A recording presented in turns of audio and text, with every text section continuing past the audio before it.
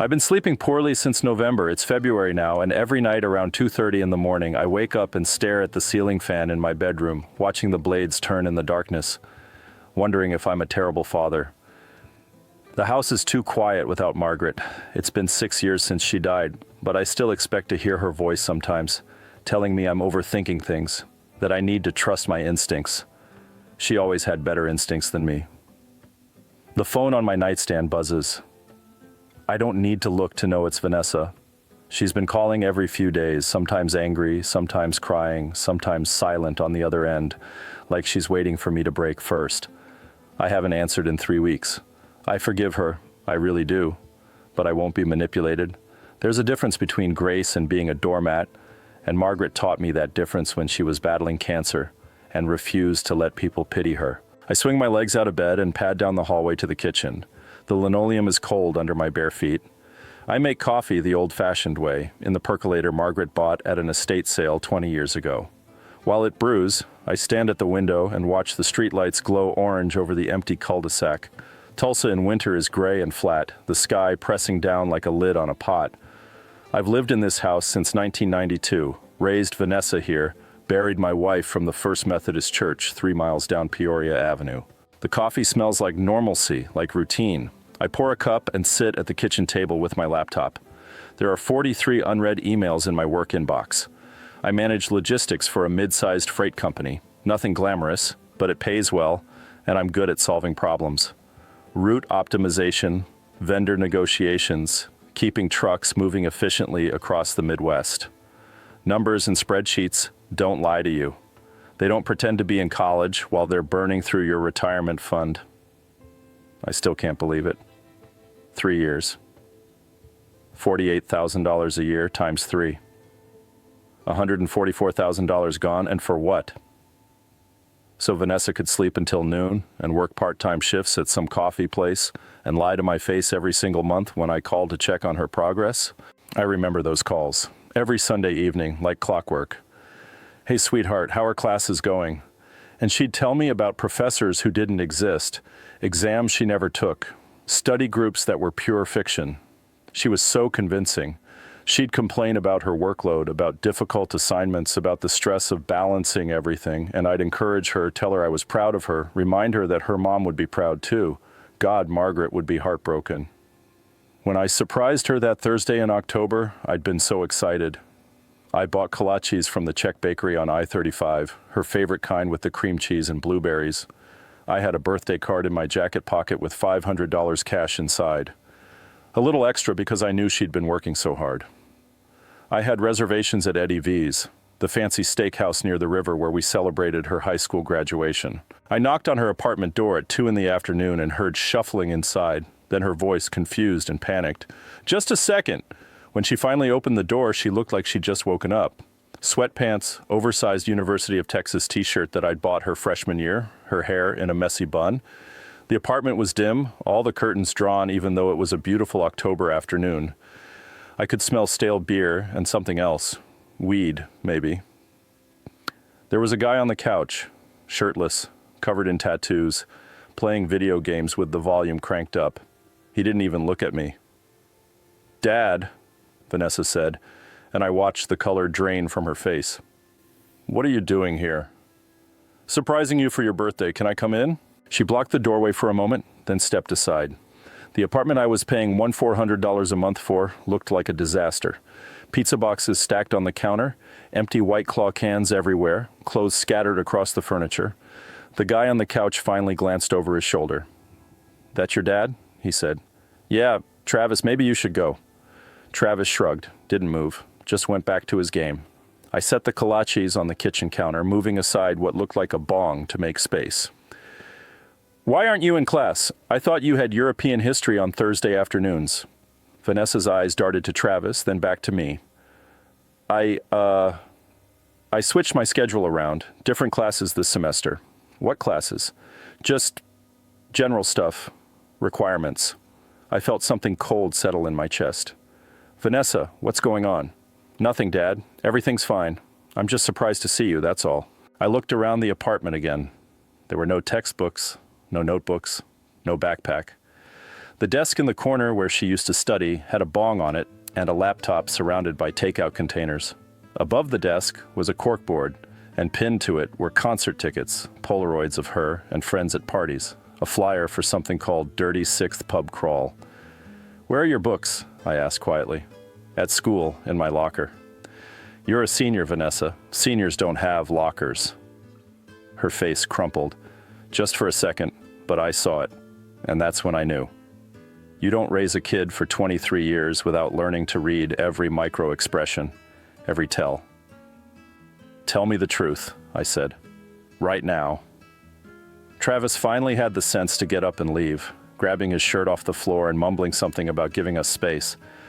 When the door closed behind him, Vanessa sank onto the couch and put her face in her hands. "I'm sorry," she whispered. "How long?" "Dad..." "How long, Vanessa?" 3 years. The words hit me like a physical blow. I sat down hard on the arm of the couch, the bakery bag still in my hand. 3 years. You've been lying to me for 3 years. I was going to tell you. I didn't know how. Every Sunday I called you. Every month I sent you $4,000. And you lied to me every single time. She was crying now, but I felt nothing. No sympathy, no urge to comfort her. Just a vast, echoing emptiness where my trust used to be. What happened to the money? I don't know. Living expenses, I guess. Rent, food. $1,400 a month for rent. Let's say another $1,000 for food and utilities. And that's generous. That's $2,400. Where's the other $1,800 every month, Vanessa? Times 36 months. Where's $64,000? She couldn't answer. She just cried harder. I stood up, put the cottage cheese on the counter, took the birthday card out of my pocket and placed it next to them. "I love you," I said. "I always will, but I'm done." "Dad, please." "I'm done, Vanessa." I walked out, drove back to Tulsa with my hands gripping the steering wheel so tight my fingers went numb. 8 hours of highway in silence and the slow dawning realization that the daughter I thought I knew didn't exist. She was a stranger who'd been stealing from me while wearing my daughter's face. The next week I canceled the apartment lease, closed the credit card I'd opened in her name, stopped the automatic transfers. I sent her one text message.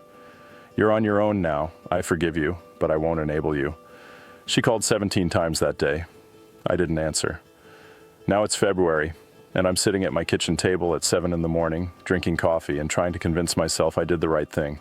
My phone buzzes. Not Vanessa this time. Brian, my assistant manager. "You coming in? HR needs to see you." I text back, "On my way." The office is in an industrial park off Highway 169, a squat brick building surrounded by distribution warehouses. I've worked here for 19 years. Same desk, same view of the parking lot, same routine. It's comforting in its predictability. Courtney from HR meets me in the break room. She's holding a folder and looking uncomfortable. "Kenneth, I'm sorry to bother you with this, but something came through our general inquiry email yesterday." She slides a printout across the table. It's an email from a man named Derek Pullman in Austin. Landlord says Vanessa owes him 2 months' rent and he's listed me as her emergency contact. Threatening small claims court. I read it twice. My hands don't shake. I've cried all the tears I have. "I'll take care of it," I say. "Are you sure? If you need..." "I'm sure. Thank you, Courtney." I call Derek Pullman from my truck in the parking lot. He answers immediately. "Yeah? This is Kenneth Hartley. You emailed about Vanessa." "Oh, hey, look, man, I hate to do this, but she's ghosting me and I got a mortgage. 2 months is my limit." "How much?" $3,600 total. I close my eyes. "I'll send you a check, but after this, you don't contact me. If she doesn't pay, you handle it however you need to. We're not involved anymore." "Understood. I appreciate it, really." I hang up and sit there, staring at nothing. $3,600. I'm doing it again, rescuing her, being the safety net she doesn't deserve. But the alternative is her being evicted. And despite everything, I can't let that happen. Not yet. That night, I write 2 letters. One to Derek with a check, one to Vanessa. "Vanessa, I paid your landlord. This is the last time. You're 23 years old. You lied to me for 3 years and stole over $100,000. I've forgiven you, but forgiveness doesn't mean there are no consequences. You need to figure out your life on your own now. I'm not your bank anymore. If you want to talk, really talk with honesty, I'm here. But I'm done being used. Dad." I mail both letters on Friday. Monday night, my phone rings at 11:15. Austin area code number I don't recognize. Hello? Mr. Hartley? A girl's voice, young and shaky. This is Courtney. I'm Vanessa's roommate. She asked me to call you. My heart starts pounding. Is she hurt? No, she's okay, physically, but she's really messed up right now, and I think she needs you. She won't tell me what's wrong, but she's been locked in her room crying for hours, and I'm getting worried. In the background, I hear it. A sound I haven't heard since the night Margaret died in our bedroom with hospice nurses standing in the hallway. My daughter, sobbing like her soul is being torn apart, and I'm 500 miles away with no idea what's actually happened. Can you put her on the phone? I ask. She won't talk, she just keeps saying she can't face you. Tell her I love her. Tell her if she needs me to come down there, I will. There's a pause, muffled conversation. Then Courtney's voice again, barely above a whisper. Mr. Hartley, there's something you should probably know. Vanessa's pregnant. The words hang in the air like smoke. Vanessa's pregnant. I don't say anything for a long moment. I can hear my own breathing, shallow and quick. Through the phone, I hear Vanessa's muffled sobs in the background and Courtney waiting for me to respond. How far along? I finally ask. I don't know. She just told me tonight. I don't think she's told anyone else. Is Travis involved? Travis? Courtney sounds confused. No, that guy's ancient history. I don't know who the father is, she won't say. I lean my head against the steering wheel of my truck. I'm still sitting in the driveway, engine off, the porch light of my house casting long shadows across the hood. Tell her I'm coming. I'll be there tomorrow. Really? Tell her I'll be there by noon. I hang up and sit in the silence. The neighborhood is dark except for scattered porch lights and the blue glow of television screens through windows. Somewhere down the street, a dog barks. Normal life, continuing all around me while mine splinters apart. I should be angry, I should be furious, but all I feel is tired and sad and scared for my daughter. I go inside and pack a small duffel bag, change of clothes, toiletries, phone charger. I set my alarm for 5 in the morning. I don't sleep. The drive to Austin takes 8 hours with one stop for gas and coffee. I listen to nothing, no radio, no podcasts, just the hum of the engine and my own thoughts cycling through the same questions over and over. How did I fail her this badly? How did I raise a daughter who lies this easily? And now a baby, my grandchild, Margaret's grandchild. Margaret would know what to do. She always did. I arrive at Vanessa's apartment just after noon. It's in a complex off Riverside Drive. Older buildings with peeling paint and cars on blocks in the parking lot. Nothing like the nice place near campus I'd been paying for. I climb the exterior stairs to the second floor and knock. Courtney answers. She's petite, blonde, with kind eyes and a nose ring. Mr. Hartley? That's me. She's in her room. She knows you're here. The apartment is small and messy, but not dirty. Dishes in the sink, laundry on the couch, but it smells like someone burned vanilla candles to cover up the staleness. There are 2 closed doors off the main living area. That one? Courtney says, pointing to the door on the left. I knock softly. Vanessa? It's Dad. Silence. Then, come in. She's sitting on her bed, back against the wall, knees pulled up to her chest. She looks thin, too thin, with dark circles under her eyes. Her hair is longer than it was in October, pulled back in a ponytail. She's wearing an old Oklahoma State sweatshirt I bought her in high school. I close the door behind me and sit in the desk chair across from the bed. Hi, sweetheart, I say quietly. She bursts into tears, not the angry, manipulative crying I'd steeled myself against, but the broken, desperate crying of someone who's hit bottom and doesn't know how to climb back up. I move to the bed and pull her into my arms. She collapses against me, sobbing into my shoulder like she did when she was 7 and fell off her bike and scraped both knees bloody. I'm sorry, she chokes out. I'm so sorry, Dad. I'm so sorry. I know you are. I ruined everything. No, you made mistakes. That's different. We sit like that for a long time. Eventually, her crying subsides into hiccups and shaky breaths. I hand her a tissue from the box on her nightstand. Talk to me, I say. The truth this time. She wipes her eyes, takes a breath, and then finally she tells me everything. She dropped out 3 years ago because she was failing. Partying too much, skipping classes, overwhelmed by the freedom and the pressure and the loneliness after Margaret died. She was ashamed, terrified to disappoint me, so she lied. The money kept coming, and it was easy to keep lying. She got a job at a coffee shop, told herself she'd re-enroll eventually, but months became years. She dated Travis for a while, then other guys, started drinking more than she should, made bad choices. The pregnancy happened 6 weeks ago with someone she barely knew. A guy named Cody she met at a bar, spent one night with, doesn't have his number. She took 3 pregnancy tests last week, all positive. I don't know what to do, she whispers. I can't afford a baby. I can barely afford rent. What do you want to do? I ask carefully. She looks at me, eyes red and swollen. I want to keep it. I know that's stupid and irresponsible, and I can't take care of a baby when I can't even take care of myself, but I want to keep it. I nod slowly. Okay. Okay? If that's what you want, then we'll figure it out. You're not going to tell me I'm being an idiot? You're not an idiot, Vanessa. You're lost. There's a difference. She starts crying again, softer this time. I don't deserve your help. Probably not, I say, honestly. But love isn't about deserving. Your mom taught me that. We spend the rest of the afternoon talking, really talking, for the first time in years. I tell her how hurt I was, how betrayed I felt. She tells me how ashamed she's been, how the lies compounded until she couldn't find a way out. We don't fix everything. You can't rebuild trust in one conversation, but we start. That evening, I take her to dinner at a Thai place down the street. She orders pad Thai and eats half of it, which is more than Courtney says she's eaten in days. We talk about practical things, doctor's appointments, insurance, what she needs to do to get stable. I'm not giving you money, I tell her, not like before. I know. But I'll help you make a plan, and I'll be here for the baby. I'm going to be a grandfather, and I'm going to be a good one. But you have to do the work, Vanessa. You have to fix your life. I will. I promise. Don't promise. Just do it. She nods. Over the next 3 months, I drive down to Austin every other weekend. I help her find a better job. Data entry at an insurance company, full-time with benefits. I go with her to her first OB appointment and hold her hand during the ultrasound. I help her apply for WIC and Medicaid. I don't give her cash, but I buy her a used crib on Facebook Marketplace and help her set it up in her tiny bedroom.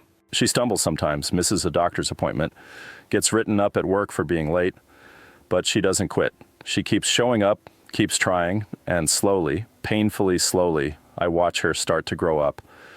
In May, she calls me crying because Courtney is moving out and she can't afford the rent alone. I don't offer to pay it. Instead, I help her find a cheaper studio apartment and spend a Saturday helping her move. This place is awful, she says, looking around at the dingy carpet and the single window that faces a brick wall. It's what you can afford right now, I say. It won't be forever. In June, she gets promoted to a supervisor position, 50 cents more an hour and a more consistent schedule. She calls to tell me, and I can hear the pride in her voice. I did it without your money, she says. I know. I'm proud of you. The baby comes in early August, 3 weeks before her due date. A girl. 7 pounds, 2 ounces. Vanessa names her Margaret Rose. I drive down the day she's born and spend a week in Austin, sleeping on Vanessa's couch and helping with late-night feedings. I watch my daughter cradle her own daughter, exhausted and terrified and full of a fierce love I recognize. I'm going to mess this up, she whispers one night at 3 a.m, both of us awake while Margaret Rose sleeps in her bassinet. Probably, I say. All parents do. But you'll love her and you'll try your best, and that's enough. Was it enough for you? I think about that, about the mistakes I made, the ways I loved too much and not enough, the things Margaret saw that I didn't. I don't know, I say honestly. But we're still here. That counts for something. It's October now, a year since I discovered the truth. I'm sitting on a bench outside a park in Austin, watching Vanessa push Margaret Rose in a baby swing. The baby is giggling, reaching for the leaves falling from the oak trees. Vanessa is laughing too, her phone in her pocket for once, fully present. She's still working at the insurance company, still living in that cramped studio, still struggling with money and exhaustion and the relentless demands of single motherhood, but she's doing it without my money, without my rescue. She walks over to the bench, Margaret Rose on her hip. Thanks for coming down, Dad. Wouldn't miss it. She sits next to me. The baby reaches for my face, and I let her grab my nose. She squeals with delight. I'm sorry, Vanessa says quietly, For all of it. I know I've said it before, but I need you to know I really mean it. I know you do. Do you trust me again? I consider the question honestly. I'm getting there. Trust takes time to rebuild. She nods. I'll earn it back, I promise. You're already doing that. We sit in comfortable silence for a while, watching the leaves fall and listening to Margaret Rose babble. The air smells like autumn, that mix of dry leaves and chimney smoke that always reminds me of football games and Margaret's pumpkin bread. Mom would have loved her, Vanessa says, touching the baby's soft hair. She would have, and she'd be proud of you for doing the hard thing. Which hard thing? All of them. Vanessa leans her head on my shoulder and I put my arm around her. My daughter, my granddaughter, my family, broken and healing and finding its way forward. I didn't save Vanessa. I let her fall. And in falling, she learned to stand on her own. That's not the ending I wanted, but maybe it's the one we both needed. As the sun sets over the park, turning the sky pink and gold, I think about Margaret. About how she'd squeeze my hand right now and tell me I did okay. Not perfect, but okay. And for the first time in a year, I sleep through the night.